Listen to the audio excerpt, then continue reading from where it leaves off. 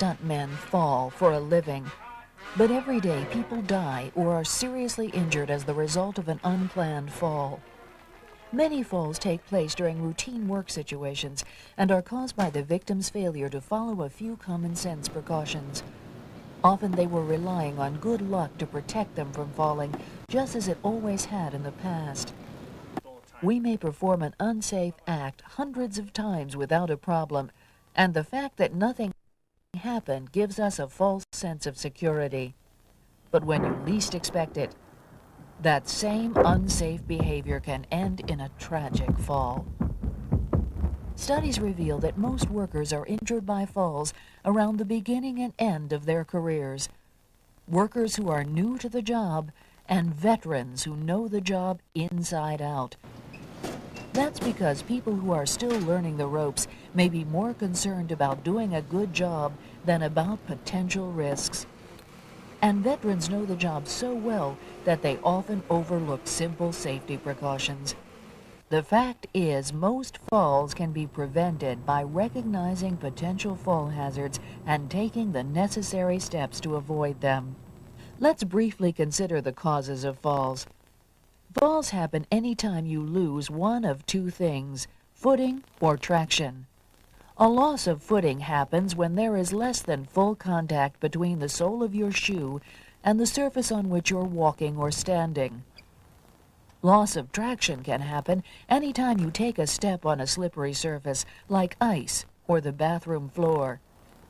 To avoid falls, it helps to know the 5 major categories of falls: falls on stairs, tripping, slipping, faulty equipment, and unsafe acts. First, let's examine falls on stairs.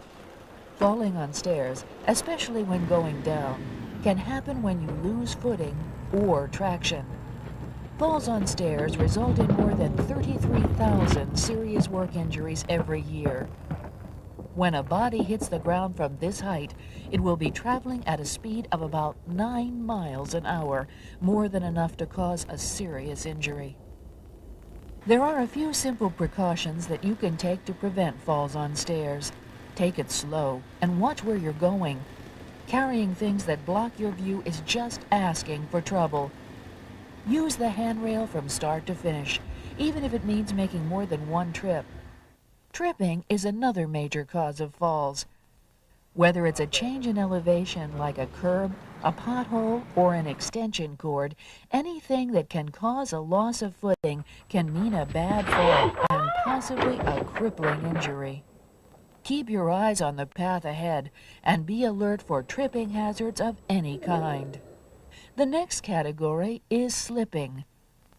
When possible, avoid walking on slippery surfaces. There may be times when you have to cross an icy or slippery area. If this is the case, you should be alert for icing conditions. The difference between a wet surface and one that is a sheet of ice is only a few degrees. Stepping onto an icy area when you don't expect it is double trouble. If you're not certain, test the surface with 1 foot before you commit yourself. Whenever you do encounter ice, take small steps, shorter than the length of your feet, and walk with your toes pointed outward. If you have to turn on a slippery surface, do it gradually. A sharp turn results in a sideways force, and that can easily lead to a fall. Next on our list of categories is falls caused by faulty equipment. Never trust your safety to broken or malfunctioning equipment. Rusted metal walkways, unstable or improperly assembled scaffolding, or greasy or splintered step ladders. They all have one thing in common: the potential for injuries.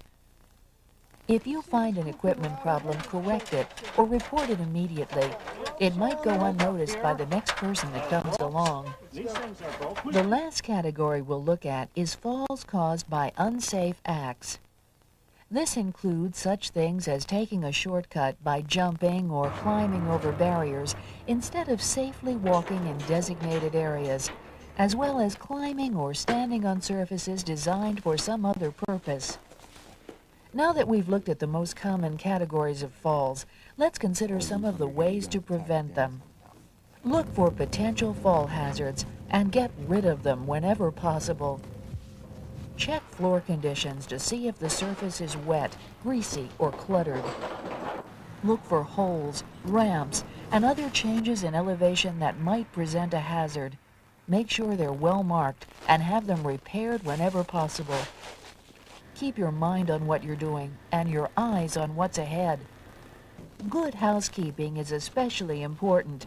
Store personal items and equipment where they belong. Clean up spills as soon as they occur, and pick up trash and other items that could present a tripping hazard. Always check ladders, planking, and scaffolding before you put your foot on the surface.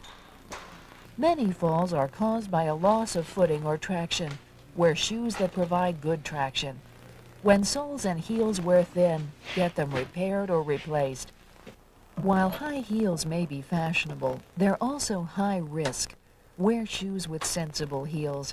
Remember, maximum traction means minimum risk. Test every potentially slippery surface before committing yourself.